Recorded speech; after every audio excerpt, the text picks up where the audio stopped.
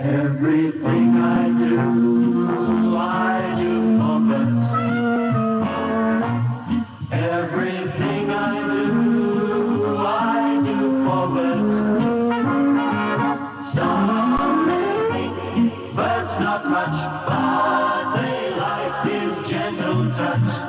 So everything I do, just between me and you, everything I do for Bert.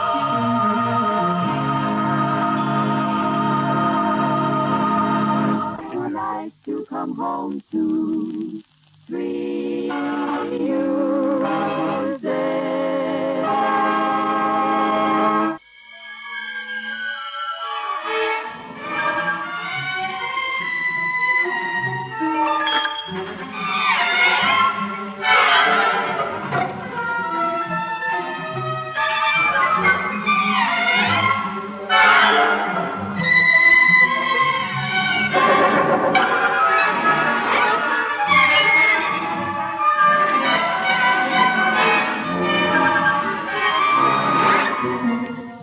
Again to our studios, Vincent Price. Bert, lovely to be with you.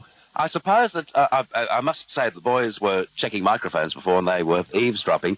Evidently, you had the experience of turning on a television set all around Australia, and every time you do, I happen to be there. I don't know what it is about you. I mean, there you are, and then you turn on the radio and think, I'll escape from him for a minute, and there he is. Strange to say, I normally work as head usher at the Comedy, but I'm on 3 weeks leave. What about your nightclub act? Here you're going up to Sydney to do one. Sure, well, I've got a couple of days off in August, so I may have to do that for.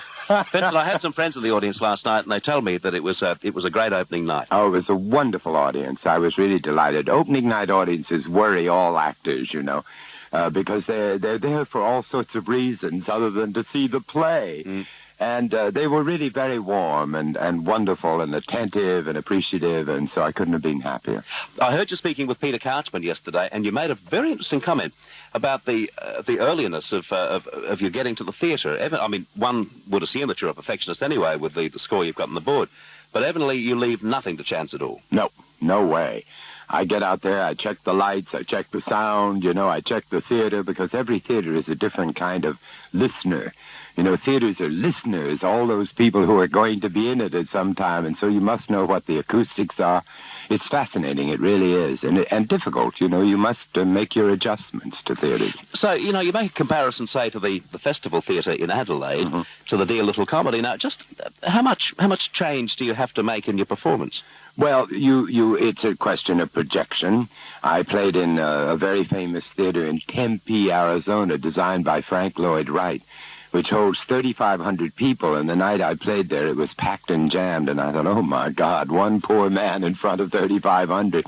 But it works, you know. I got out and I tried it in the afternoon when it was empty, and to find out what your focus is, because in a one-man show, the audience are your other actors. And it's very important that you know where they are. You know where the aisles are, so you suddenly aren't referring to somebody who isn't there. And the aisles are in different places and all. The ideal kind of theater is the comedy.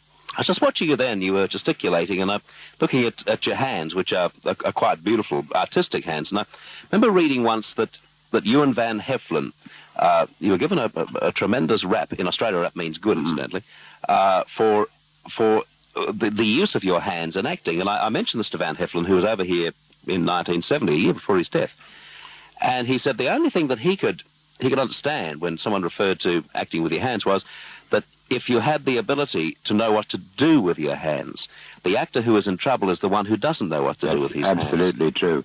In this play, I try, because I am alone, to cut the use of my hands to an absolute minimum. In the first place, Wilde in this piece is very sort of frightened of coming out and facing an audience at the end of his life after a great scandal and everything. And he's not about to embrace the audience right away. He wants, first of all, to sort of hold himself in, and it's very much calculated what I do with my hands. When you're doing a one-man show, you've just mentioned the term alone out there. Is it also lonely out there? You've heard about the loneliness of the long-distance runner. Well, this is the next thing, let me tell you. you are alone. You know, you can't turn around and look at another actor and say, why didn't you say it right? Yeah. It's a lonely thing, but it's a great challenge. And I've been a lecturer for, 30 years now in 300-400 colleges all over America and Canada. And I know the thing of being alone on a stage and having to hold an audience, which has helped me a great deal in this play, because it is a lecture in a funny way, and yet it's a revelation of character as he gets a little drunk in the second act and goes overboard, and lets out a few secrets of his life and then pulls himself back. I suppose, talking about the loneliness out there, it's not only the loneliness out on stage, but it would be very quiet backstage, wouldn't Yes, it is. And it's so dear of Coral, who is really one of the best actresses on the English stage. And she felt that she travels with me almost everywhere. And she said, I just think it's not fair for somebody to be alone all night in the theater and on the stage and come home and sit in a motel or a hotel room and be alone too. And we've had a wonderful experience around the country, around the world actually now. I had Coral in here yesterday, and she gave me a delightful interview, and we were talking. She's madly in love with you, man. Yes, we share the same birthday. I know. Happy birthday to you. I saw you murder one of the most beautiful cakes on television the other day. Yes, I forget what you call them. Profiterole. Say it again. Profiterole. And is it really a custom that you attack it with a knife?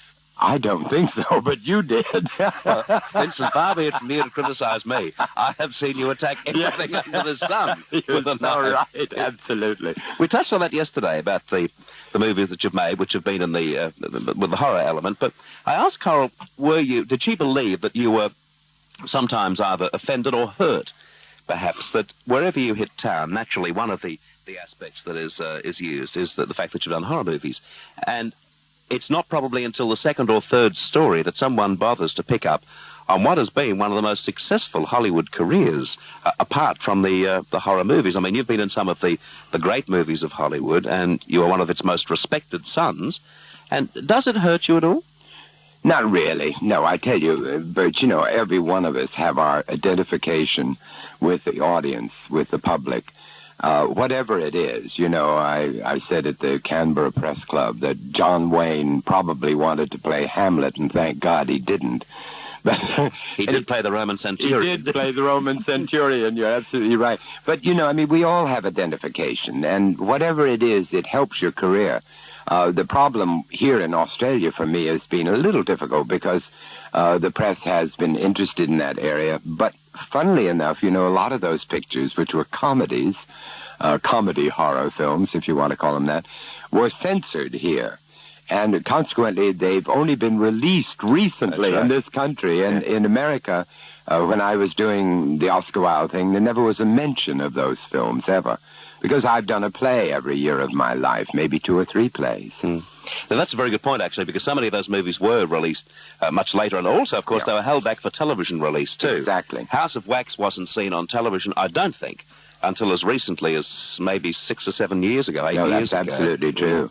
It's a picture, it's almost 30 years ago that I made it, and it still continues to run continually. Interesting cast, Oh, wonderful. Charles Bronson for a start, one of the superstars. One of his best. We had a lot of very distinguished people start in those films of mine. Francis Ford Coppola was the dialogue director on a couple of them.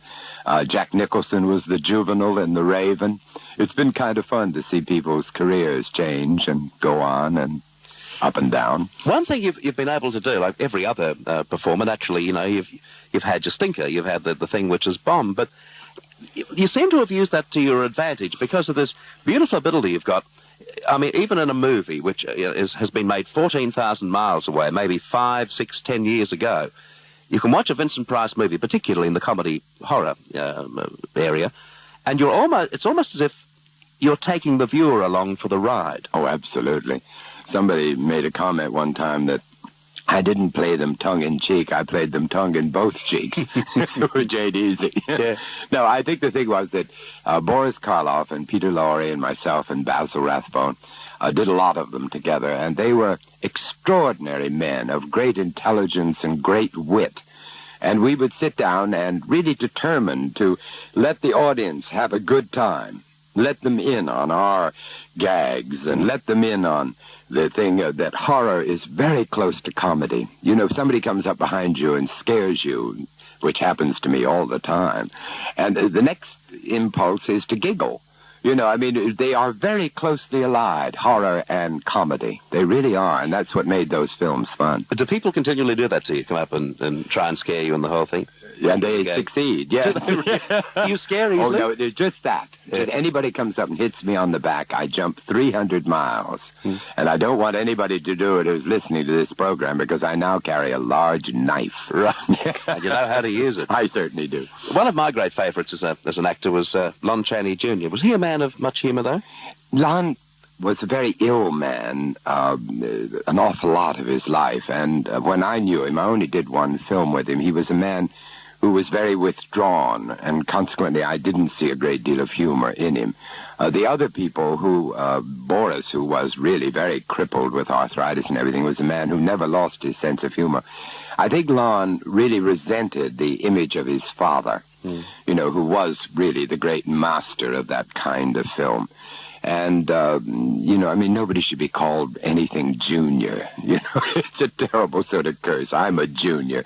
But my father would never let me use it. He said, you're your own fella. You know, do your own thing. And it's very important. And Lon really did have a very distinguished career. And then he got sort of thrown into reproductions of his father's kind of pictures. And it was very, very sad. Well, his performance, I wasn't old enough to see Broderick Crawford on Broadway. Yeah. But evidently Broderick Crawford's theatrical reading of it was just out of this world. Oh, wonderful, wonderful. But Lon Chaney, I mean, for us it was out of left field because we'd not seen him in anything nearly as serious as that before. No, he was superb. He's superb.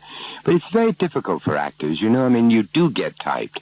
And I did a program, a talk show the other day with Orson Welles, who I was in the beginning of his career. I was in the Mercury Theater with him. And we started to talk about the funny things that we've had to do to survive.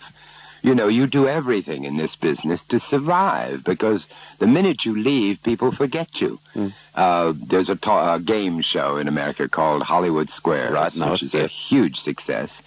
I've done 900 of them, you know, and it's kind of sending yourself up, which I think people like to see you do. You send yourself up. Yes, Peter Marshall, who's the best host I've ever known on a talk show. You send yourself up every once in a while. You know, you have great fun with the other people you're working with. You're really an extraordinary master. Well, thank you, Vincent. That'll embarrass you. Well, it has embarrassed me, but it's also pleased me. You mentioned Orson Welles. I saw him interviewed on a Dinah Shore show a couple of months ago now, and I've always been a great fan of his. But I'd not realized until I saw him in this situation with Dinah Shore what a warm and generous and loving man he is. He must be a delightful man, is he? He is. He's a marvelous man. It really is a kind of a sad career in a funny way. Orson, when we started the Mercury Theater, and he did A Modern Dress, Julius Caesar, and then I did the next two plays with him, Shaw's Heartbreak House and Elizabethan comedy called, I can't remember what it was. But anyway, Orson was 21 years old, and this extraordinary talent, mostly as a director. But he had a great desire to be an actor, and he should have remained as a director-actor. But he didn't. He went out to Hollywood and did Citizen Kane, which is one of the great films, and actor-director. And then he went on and never really could give up the thing of acting. And I think if Orson had remained a director, he would have been the greatest director in the American theater. Yeah. Without a question. But don't you think also, too, that perhaps some other producers and directors got hold of the performance that he gave in Citizen Kane and then allowed Orson Welles to almost make a parody of what he'd done so brilliantly? Yes, absolutely. And Orson, you know, really, he couldn't cope with the fame that came so early in his life. He kind of retired for a while and went to live in Europe, and really should have stayed right in the middle of Broadway. He should have been right there working all the time. But at 21, it's kind of hard to take that kind of fame. You seem to have handled the fame and success that you've enjoyed very well, Vincent. From reports from people who know you in Hollywood, it's never affected your life. Your lifestyle is one that you pursue with a great deal of fun and enjoyment, and you take your work very seriously. But how do you manage to turn off? I mean, we're talking before about the fact that when you're hit with a bomb, I mean, you just come back bigger than before. Is it a studied attitude? I think if I have any sort of survival quotient in my makeup, it is because I really think of life as an art. I think that the whole thing is important, not just being an actor. So many of the very new actors and very successful and rich actors hide themselves away from the public. The public is who they work for. And I go out and I have lectured for 25 years in over 350 colleges. I've stuck my neck out because I think that's what you're meant to do. You're a public servant, really a public servant. And any more than a politician who hides away is going to lose his identity. The actor who hides away from the public will lose his identity and his humanity. And humanity is what you're trying to portray on the stage and on the screen. You mentioned before Jack Nicholson. One would assume that apart from the obvious changes which would happen in maturity, the Jack Nicholson of today would be very different to the Nicholson that worked with you. I mean, he's now a man who's not very accessible. No. And he's a man who's commanding $2 or $3 million or something for a movie. Do you think this is healthy for him eventually? No. I think it's very unhealthy. I think that there are a lot of them. I mean, Robert Redford, for instance, who gets millions of dollars for a picture. Robert Redford is a young man of enormous talent, was a very fine stage actor. With his fame, he could go out into a college and work with young people and be really an enormous inspiration, and think of the audience that he would attract doing a play. The only person in Hollywood who has done it is Richard Chamberlain, who was, young Dr. Kildare. And he could have stayed that kind of heroic young juvenile, but he stuck his neck out. He went over to England to play Hamlet, an American boy, born down the street from where my son was born. They used to play together when they were kids. And he's done Cyrano, and he's gone out and done all kinds of different things. And I think he is the prime example of what I think it's about. He really sticks his neck out and does things that are different. I think that of the Oscar Wilde thing that I'm doing now as sticking my neck out. Certainly in Australia, I mean, the good notices I've gotten said, villain succeeds as Oscar Wilde. Now, what the hell has the villain got to do with Oscar Wilde, But you must stick your neck out all through your life, all through your career. Talking about the thing of hiding away, I can recall talking to Alan Ladd's son. Now, I'm not too sure which one, the one who was in charge of the studio. Yes. David, is it? I don't know. Well, one of his sons anyway. Yeah. And he was talking about his father in quite loving terms.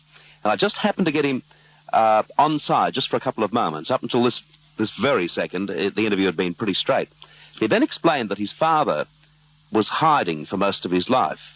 And it wasn't until toward the end of his father's life that he realized he didn't know what he was hiding from. No, and trying to escape. Yeah. Are there many stories like that in Hollywood? Tremendous amount. And it's very destructive. You can't hide from being a public person. You walk down the street, you're on television all the time. The people obviously identify you. You look like other people. You look like Bert, and everybody knows you. And to be either hiding from it or when people ask you for an autograph not to give it, it's ridiculous. I mean, it's so much simpler to do it, and people leave you alone. They respect you. But if you hide from it, people are obviously going to bother you. And a lot of those actors, unfortunately, a lot of them really went down the drain. They really did. They lost their identity in their screen personality. They believed their own publicity. It's a very difficult thing to do, but you have to do it. You really have to do it. You have to be a human being. It doesn't change your life. In America, when you first did Diversions and Delights, was there a great interest shown in it from the gay community? Did they latch onto it? Yes, but no more than the rest of the community. I would think that the most interesting audiences I've played for are in colleges where they're studying Oscar Wilde as a writer. He did, after all, write the two most famous comedies in the English language, which is no mean achievement. And I remember that after playing in all the major cities for a month in Boston and Chicago and Washington and everywhere, I went to a college one night, and the audience knew everything. You know, they knew what they were going to see, and they appreciated it. And the first act, which is comedy completely, it ran 10 minutes longer than it does with an audience who sit there and say, well, show me. You know, I mean, these kids wanted it, and they loved it. It's really been an extraordinary experience. Mm. Of course, there's so much more to him, isn't there, than his sexuality. Unfortunately, that's been the thing which has been given so much attention in recent times. Sure, because it's out in the open now, you know, and everybody talks about it. But that isn't what this play is about. It's about a man who did his own thing.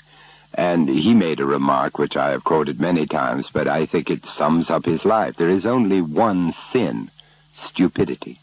Mm. And it's really tragic because he was a stupid man to have allowed himself to be dragged into that court battle and to have been condemned as he was. He needn't have been.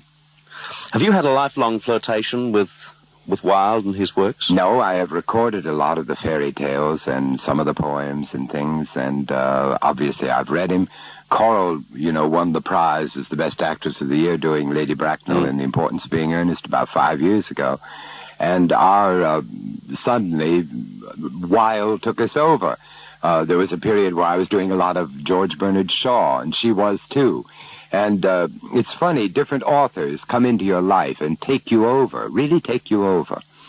I probably know more about Oscar Wilde now than anybody because I've read every book about him, you know, to try and to become him, you know, to see what he was like. It's a very strange period.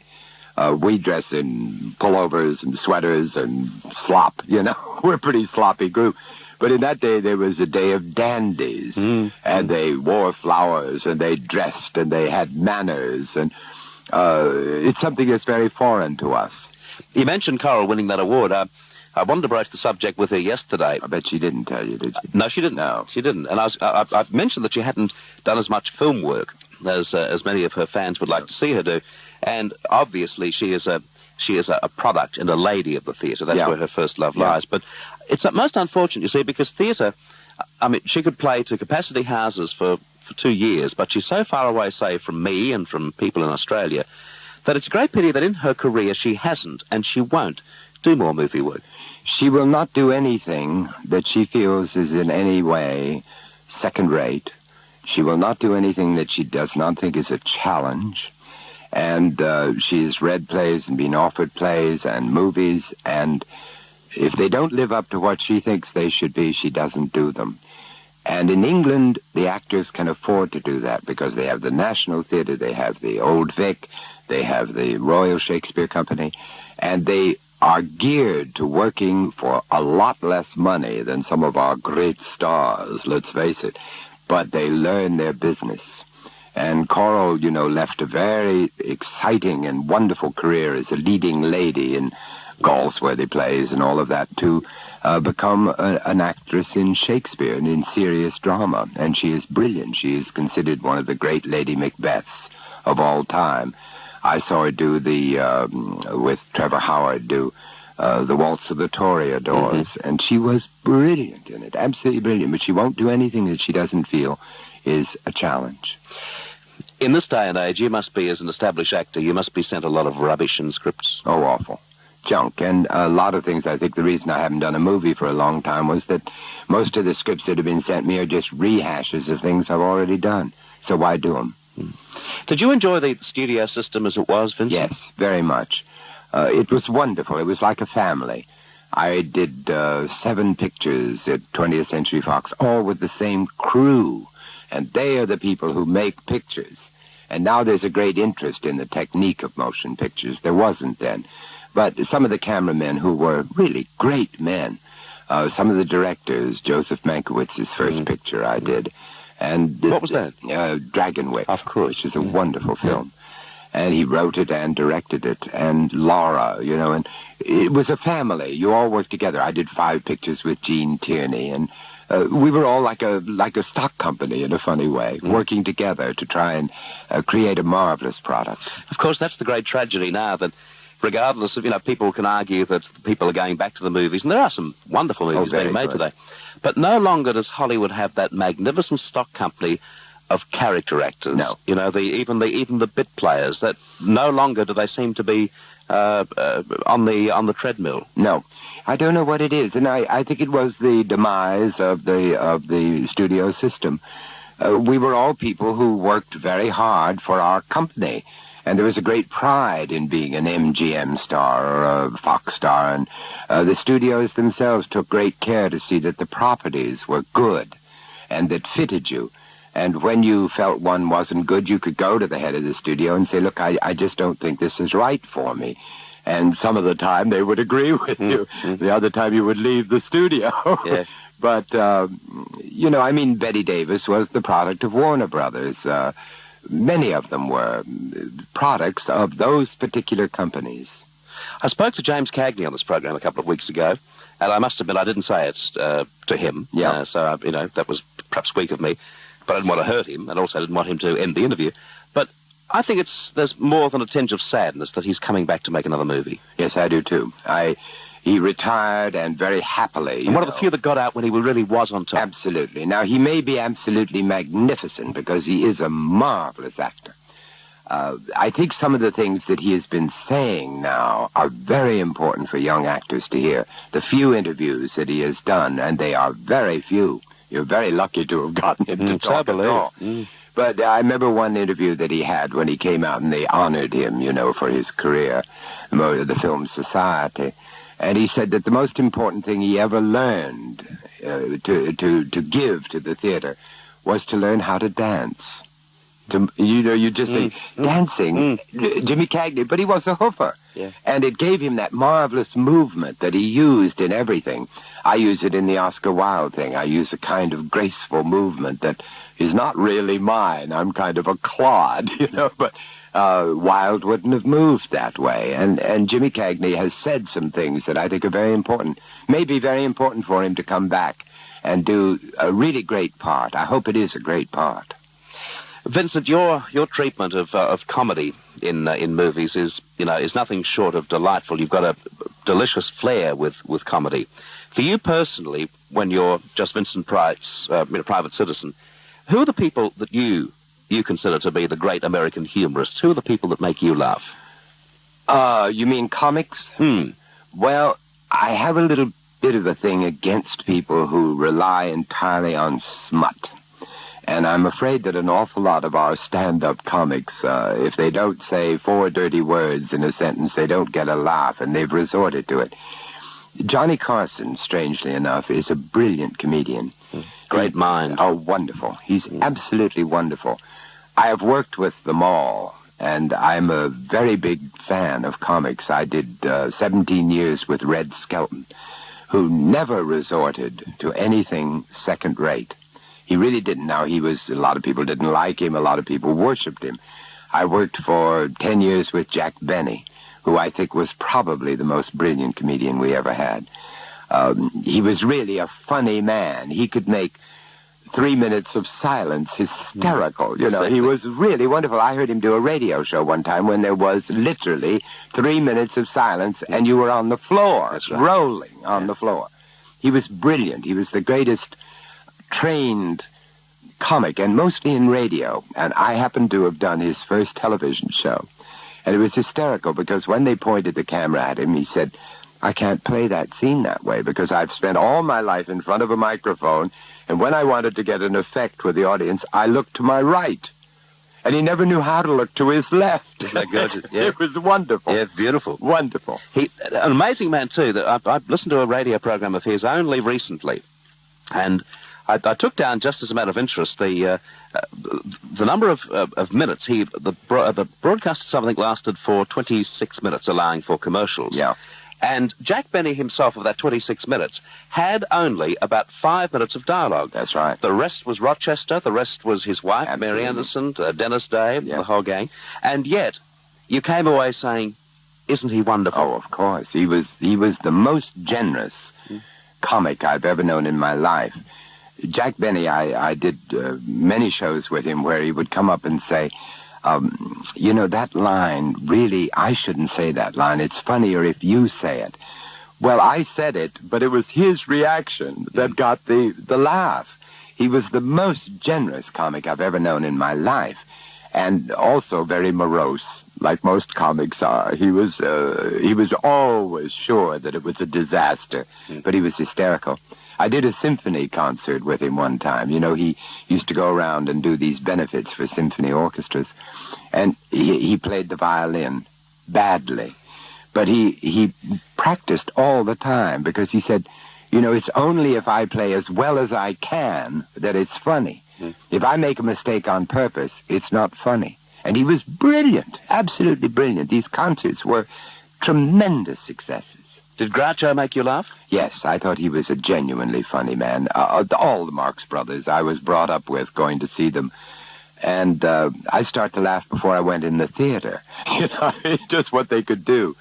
There was a marvelous moment where Harpo was playing the harp, and it got softer and softer, and all the brothers were standing around listening to him, and finally Groucho said, "Softer, Harpo, I can still hear you." Yeah. Which is one of the great lines in the world. Course. Vincent, I've mentioned it already. It would seem endlessly that just how welcome you are here to Melbourne. It's lovely to have you as part of our theatre scene, and as I say, last night a couple of friends in the audience just said it was a night of sheer delight. Matter of fact, they said it wasn't that which they expected. They were transported away. Within 4 or 5 minutes, they were not fully aware that it was Vincent Price on stage transporting them. They really were with Wilde, and I guess that would be the ultimate compliment. Absolutely. I had a very charming letter this morning from one of your MPs, Dr. Foley, and saying, "Dear Oscar," and thanking me for, thanking Oscar for an evening of delight, which I felt was the highest compliment I could have. Because I don't want to be Vincent Price out there. I changed my voice. I changed my looks. I changed my movements. I just try to be Oscar Wilde. The funny thing is, in the play, I think people come thinking it's all going to be tragedy about the trial and his sadness. The first act is a tired man coming out trying to make jokes, trying to entertain an audience. And that's what it's about. And people say, "Oh, but we love the second act when it becomes dramatic." You can't have the second act without the first act. Because unless you know that this man was this great wit, then it is not tragic to see him collapse. Thank you for coming in this morning, and I hope the fortnight season at the Comedy is just a knockout success for you. Bert, thank you, and thank you for your warm welcome. Our special guest this morning, Vincent Price.